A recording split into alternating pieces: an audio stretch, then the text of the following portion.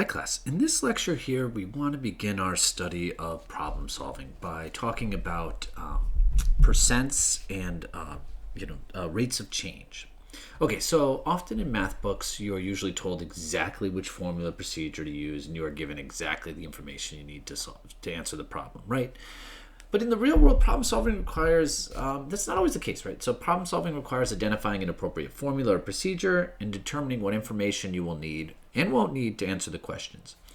And so over the next bunch of lectures, and this one and the next couple, we're going to just be looking at kind of like real world problems. And you're going to notice that even in some of these problems today, you're going to have real world data. And just figuring out like, okay, what formula am I going to need? How am I going to approach this problem to solve it?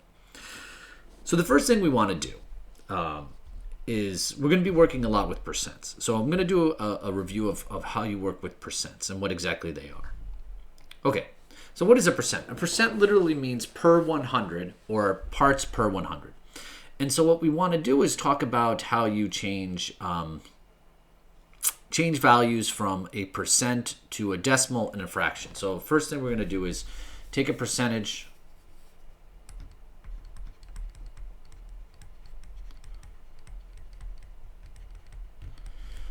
and we're going to change to a decimal and then fraction. Okay. So the first thing we're going to do is we want to write 60% as a decimal.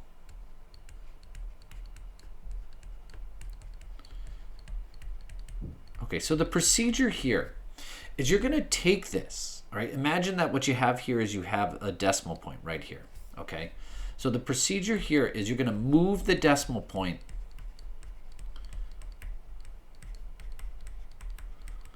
two places to the left.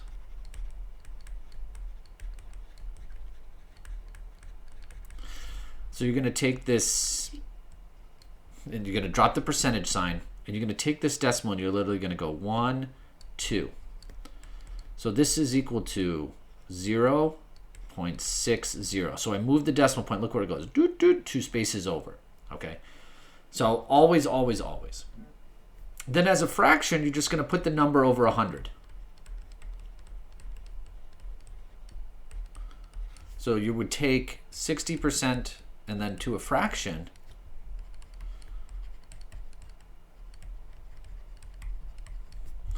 you're going to take this and go 60 over 100. And then you can just simplify this, okay? So it'll be up to you to simplify this, right? So you could write this, the zeros at the end cancel out, so it'd be 60 over 10, which would simplify to 3/5. And if you check this in your calculator, if you take 3 and divide it by 5, you get 0.60. So they're equivalent statements here. All right, let's take 2% and write it as a decimal. So 2% as a decimal.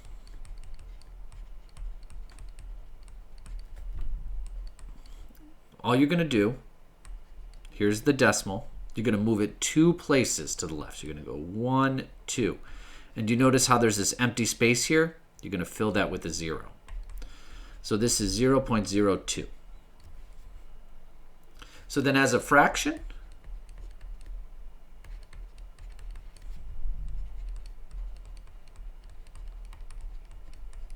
all you're going to do is you're going to take this 2 and you're going to put it over 100. And then you just simplify. Well, this would simplify to 1 over 50, just like that.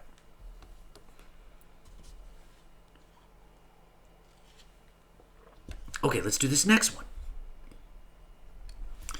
0.5%. All right, as a decimal. So we'll start as a decimal, okay?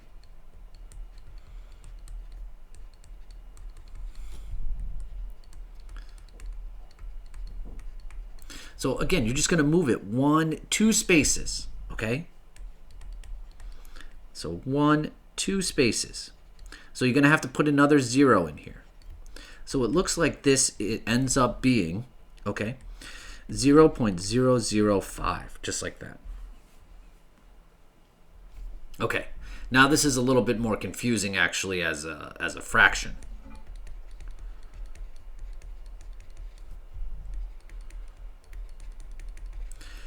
So start by putting it over 100. 0.5 over 100. Notice how it's weird how you have this decimal here. Well, this is the tens place. So I'm actually just going to multiply by 10 over 10. And like watch what happens when I do, right? So 0.5 times 10, that'll end up being 5. And like if you need a calculator to see this, that's okay too. So you'll notice I have this emulator loaded up here that'll pop up a bunch in the lectures. So 0.5 times 10, it worked. It changed it to a whole number. And then 100 times 10 should give me 1,000.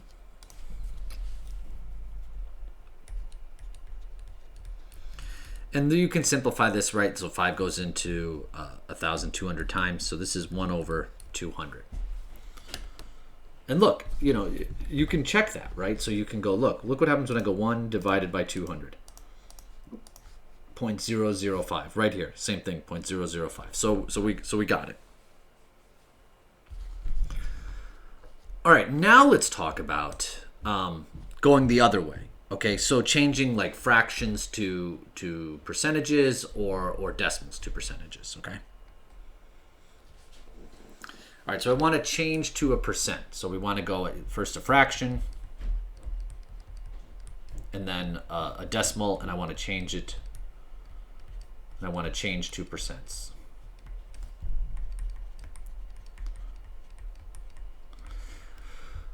Well, the procedure here, what you're going to do is you're going to be multiplying by 100% to do this. Okay, now I'm going to show you some tricks for this. Okay, and so the easiest way to do this, when you start with a fraction, the easiest way is to take it as a decimal. Okay, so you're going to take 1/5 and you're going to write it as a decimal. All right, so if you need your calculator for help here, you see that it's 0.2. So all you're going to do then is you're going to multiply this then by 100%. And what this does when you multiply it by 100%, the trick is you move the decimal place.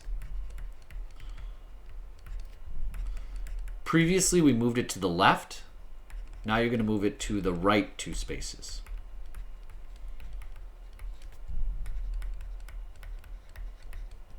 So you're going to go 1, 2. So you go 0.2, you're going to move it 1, 2. And you're going to put a 0 where the missing part was. So this 0 is no longer needed. The decimal point's over here. So now this is 20. And then don't forget the percent sign. So like, look, let's try this one. 0.07, you're going to multiply it by 100%. So you're just going to move the decimal points 2 places to the right. 1, 2. So you're just left with 7. Same thing here. 1.11 times 100%. Move the decimal point to the right 2 spaces. 1, 2. So you're left with 111, excuse me. So 111%. And then here, 0.0008. So you're going to times by 100%. You're going to move the decimal point. 1, 2. So here's where the new decimal point is, right here. So it's 0.08%. And that's okay to get something like that.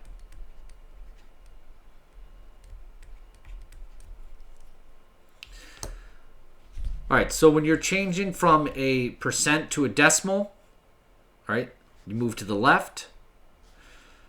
From a decimal to a percent, you move to the right. Okay. Now let's start talking about some, I don't know, some interesting problems here working with percentages, okay? All right.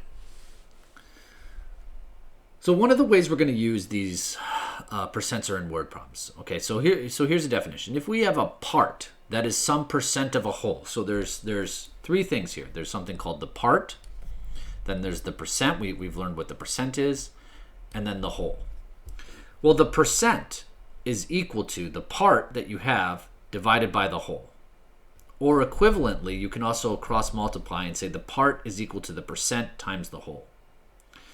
All right, so when we do these calculations, this is important. During the calculations part, the percent is listed as a decimal. Okay, so remember these two formulas here. All right, and you're going to see them used perfectly here. So here's the first example. In a survey of 1,235 college students, okay, this right here, that's the whole, that's the total. 975 of them, so that's the part, said they got the COVID-19 vaccine. Great, that's good, should get it. All right, what percent is that? So you're going to use this formula here. Okay, the percent is equal to the part divided by the whole. So you're going to take these 975 students and divide it by 1,235. So grab your trusty calculator for this, okay? So you're going to go 975 divided by 1,235. And I'm going to round this. I'm going to go round this to two decimal places, okay? So it's 0.79 when I round to two decimal places, okay?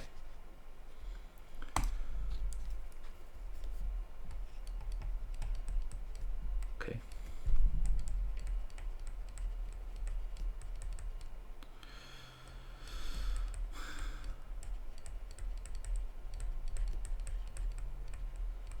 Okay, but then the next thing I have to do is I have to change this to a percent, because right now it's listed as a decimal. Okay, oops. So going back. So I'm just going to move the decimal two places. Okay, all right, because I'm going from a decimal to a percent. So this is now 79%. So 79% of the students in the survey said they got the COVID-19 vaccine. Okay, here's another one. In a survey, 975 people said they supported mandating vaccines for college faculty. That's great. Okay, so this is where it gets tricky. Is that the part or the whole, right? So this number is the part. Okay, this is the part. All right. We don't know how many people were in the survey, but we just know that 975 of them, so the part of them, said they support mandating vaccines. Okay, this was 75% of the survey respondents. So this right here, this is the percent. Okay, so I'm going to write this as a decimal. So to go from a percent to a decimal, you have to go to the left two spaces. So it's 0.75. And it asks you how many people were surveyed. So it's asking you to solve for the whole.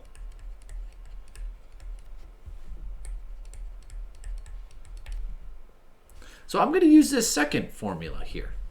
The part is equal to the percent times the whole. So the part was 975 is equal to the percent. Well, I'm going to write that as a decimal. 0.75 times the whole. Well, to solve here, what do you do? Right? So you just divide, right? To undo multiplication, you divide.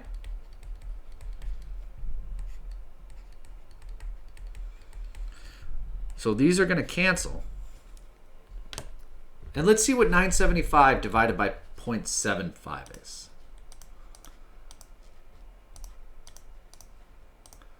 Well, look at that. It's 1,300. Okay? So it looks like there were 1,300 people in this survey.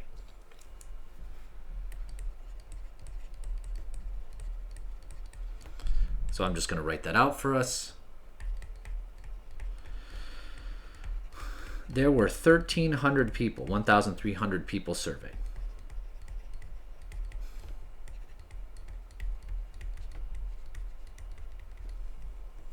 Right, so it's just evolved. So when you go to tackle these problems, like what you want to do is you just want to pause, okay?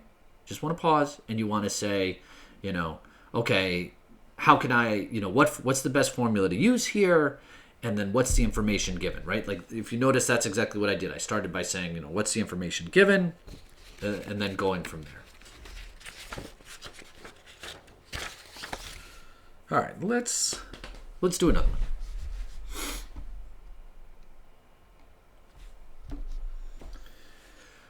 All right, this talks about what's called absolute and relative change.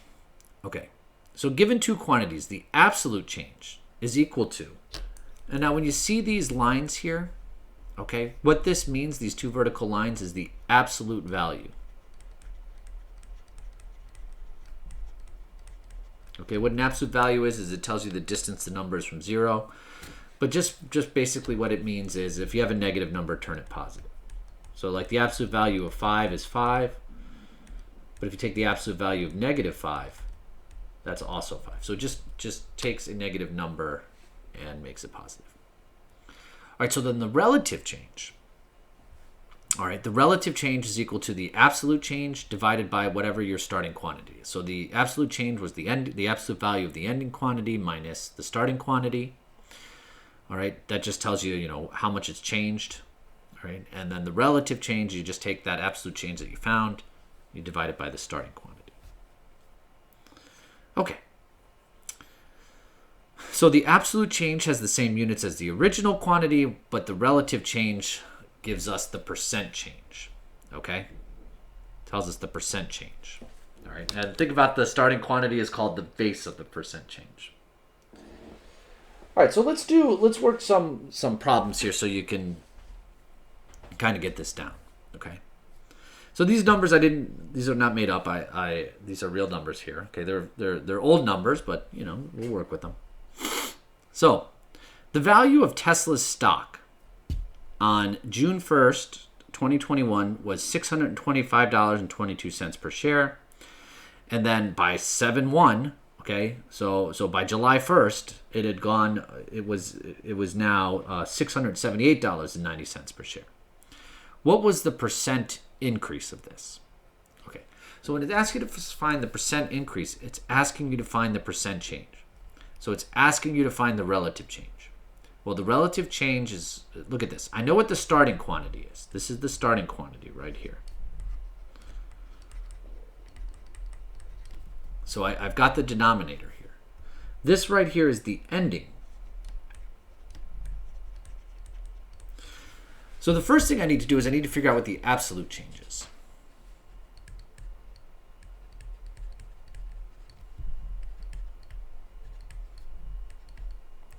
So it's the absolute value of the ending quantity minus the starting quantity.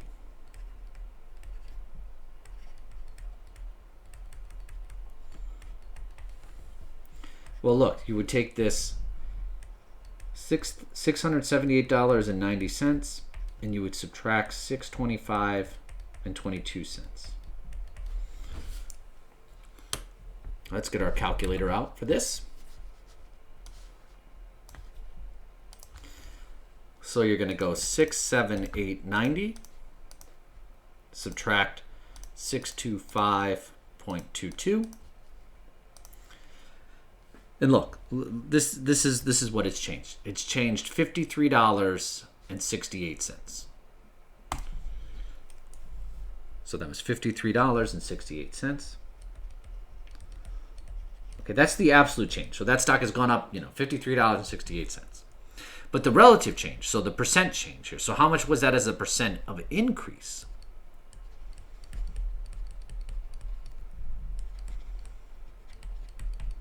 So you're going to take that absolute change that you just found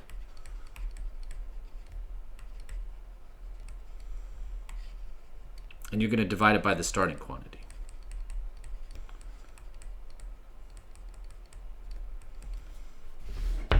So you're going to take that 53.68 and you're going to divide it by this 625.22. Well, let's see what that is. So you're just going to take this, divide it by 625.22. Then you get this. So for this one, I'm going to go out 3 decimal places. Okay, so it's 0.086 when I round it. Okay, 0.086.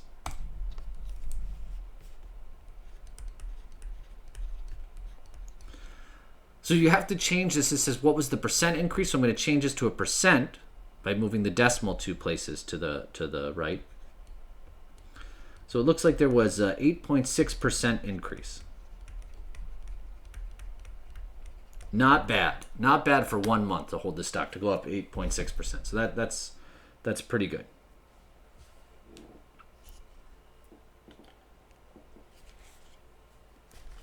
Okay. Let's do another one just so you can see. So now we're going to talk about a stock that went down instead of went up. So here, the value of Amazon stock on April 30th, 2021 was $3,467.42 per share. Woo, very expensive. But then look, by May 12th, but about 2 weeks later, it dropped. It was $3,151.94. Okay, what is the percent decrease? So it's obviously fallen, right? So look here, this is what I started at. So it's my starting value, and this right here is my ending value. All right. So first thing we need to do is we need to figure out what the absolute change is.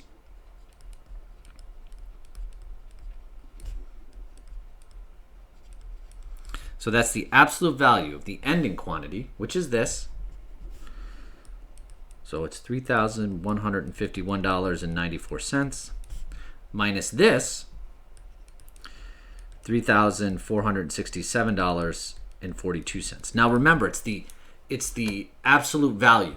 So you're going to notice that when I do this, I'm going to get a negative number, okay? So I'm going to go $3,151.94 minus $3,467.42. Okay? Yeah. So look, you can see here that the stock went down. It went down $315.48. Ooh. All right, but then I'm going to take the absolute value of it because I'm just talking about absolute change. So the absolute value of this turns it positive. So it was a $315.48 decrease. Okay. So it's important to just like note that, okay? And I'll even put an increase up here. Now let's find the relative change.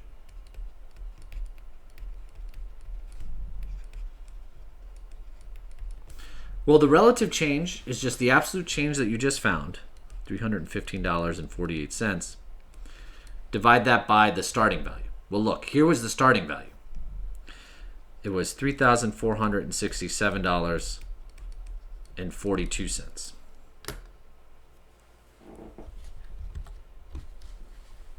So let's see what we get. So when we divide here, okay, so I'm going to remove this so we get don't have the negative anymore. $315.48 divided by $3,467.42. Look at this. Whew. All right, I'm going to round it to 3 decimal points again. Okay, so it's going to be 0.091 when I round it. 0.091.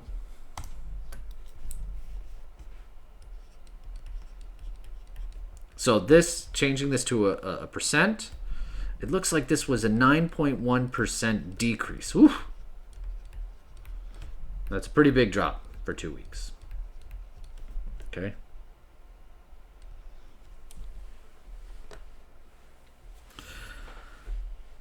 All right, let's. I know this seems like a long lecture, but we got a lot to cover here. So let's do some more problems so you can get used to this, okay?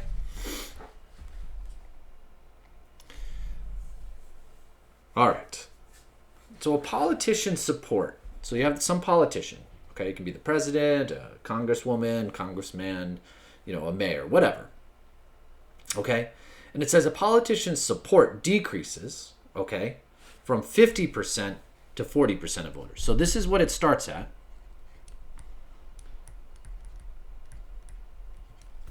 and this is where it's ending.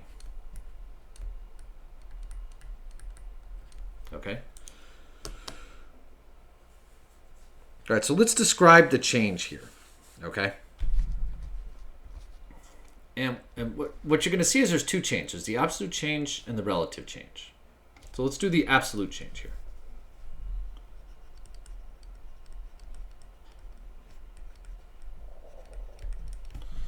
So it's the ending value, ending quantity, minus the starting quantity.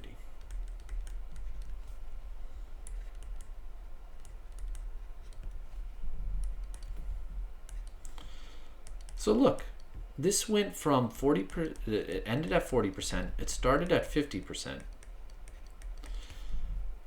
So look, that's the absolute value of negative 10%. So it looks like in terms of absolute change, okay, it was a 10% absolute change.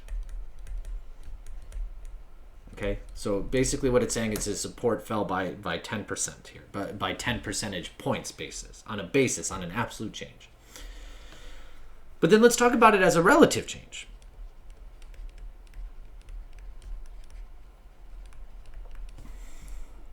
Well, the relative change is you take the absolute change and then you're going to divide that by the starting quantity or the starting value.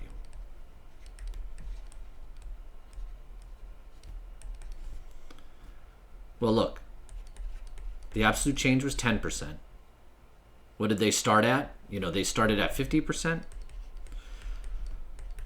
Well, if you take 10% and divide it by 50%, right? Well, the percentages will cancel out. So you get 1 over 5, which is 0.20, which, changing that to a percentage, gets you 20%. So this is a 20% decrease in support here from the starting value.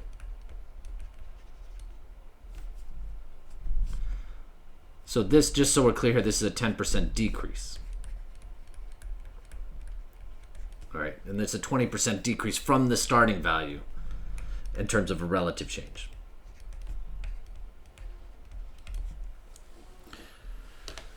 So notice that there's two ways to say it, right? So we have to understand the difference between the absolute change and the relative change here, just to have this be whole and have this make total sense. All right, let's do two more examples, and I know they seem monotonous, but let's just make sure we fully understand this. So let's do this one here, okay? All right, so the U.S. federal debt at the end of 2001 was 5.77 trillion, okay? And it grew to 6.2 trillion by the end of 2002, okay? So it had gone way up, okay, over a 1-year period. Now let's look at a different time period, okay? At the end of 2005, it was 7.91 trillion, and it grew to 8.45 trillion by the end of 2006. Okay, let's calculate the absolute and relative increases from 2001 to 2002, and then from 2005 to 2006. And which year saw a larger increase in federal debt?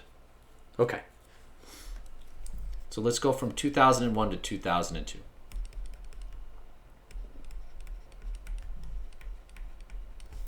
So this right here is my starting. And this right here is my ending. Okay, so let's do the absolute change.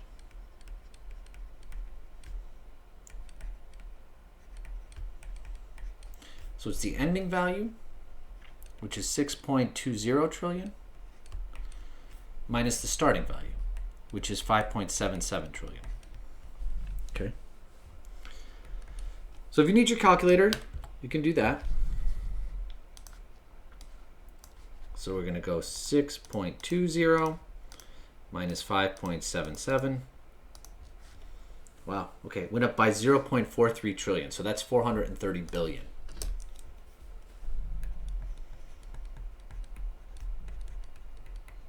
A lot of money.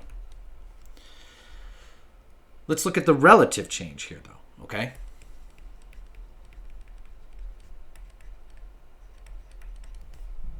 So that's going to be your absolute change, which is 0.43, divided by your starting, which is 5.77.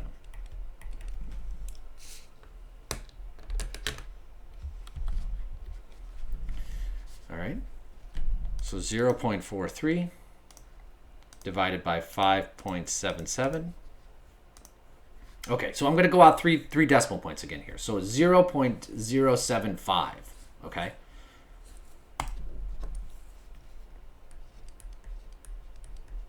Okay, so what that means is it was a 7.5% increase. That's a lot to get the federal budget. All right, the federal debt, excuse me. All right, now let's look at 2005 to 2006. So absolute change here.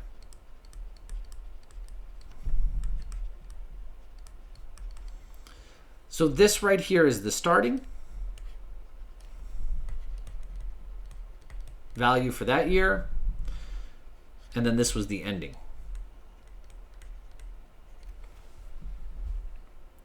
So you're going to take 8.45 trillion minus 7.91 trillion.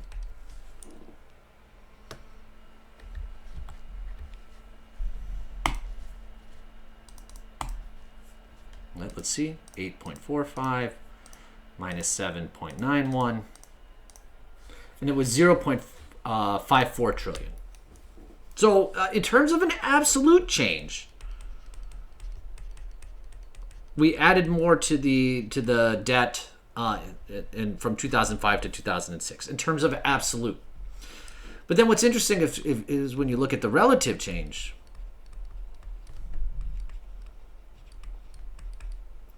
So you take your absolute change and you're going to divide that by the starting value, which is 7.91.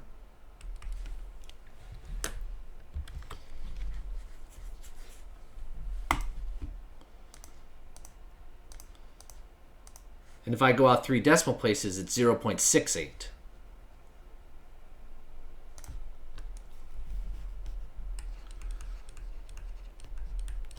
So even though it was a larger relative or larger absolute change, this is what's interesting, right? It's a larger absolute change from 2005 to 2006.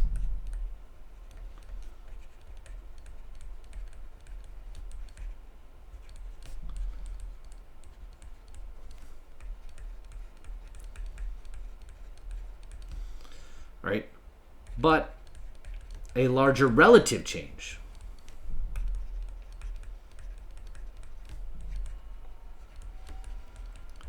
From 2001 to 2002. So it's quite interesting. So there's different ways you can bend it, right? You can say, oh, we added more to the federal debt from 2005 to 2006 than we did from 2001 to 2002. But you can also bend it and say, well, as a relative change, it wasn't as bad. Okay. Okay, let's end on this last one here. Okay. Suppose a stock drops in value by 55% one week. Okay, so it loses 55% of its value. Ooh, yeesh. But then it increases in value the next week by 65%. Okay. Is the value higher or lower than where it started? Okay. So notice how it doesn't say what the stock price is. So let's just pick the stock price to be $100, okay? Because that's an easy number to work with.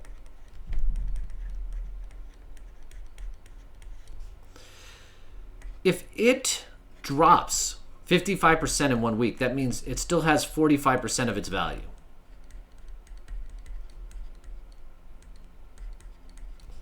So the new stock price, you would take how much of it as the percent of it that it has, and you'd multiply by what you started with, 100. So look, if it lost 55% of its value, this $100 stock would only be worth $45, right? But now what's going to happen is it's going to go up, all right? The value is going to increase by 65%, okay? So what is 65% of $45? Well, let's multiply as a percent, as a decimal, excuse me.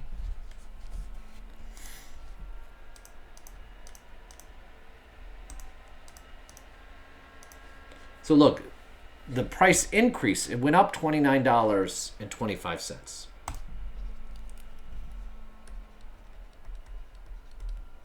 So that means the new price, well, it fell to $45, but then it gained back $29.25.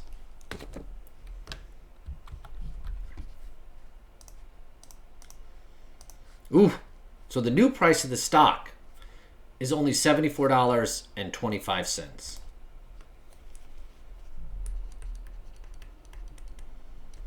So it's much lower.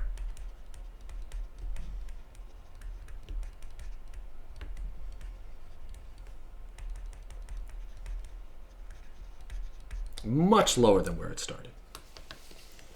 So I like this example because it kind of just shows, like, you know, volatility in a you know, a stock market here. Like if it goes down one week 55%, but then the next week it goes back up 65%, you're still not where you started, right? Because you have to see where, you know, the value after it drops, where is it at, and then what does it get to?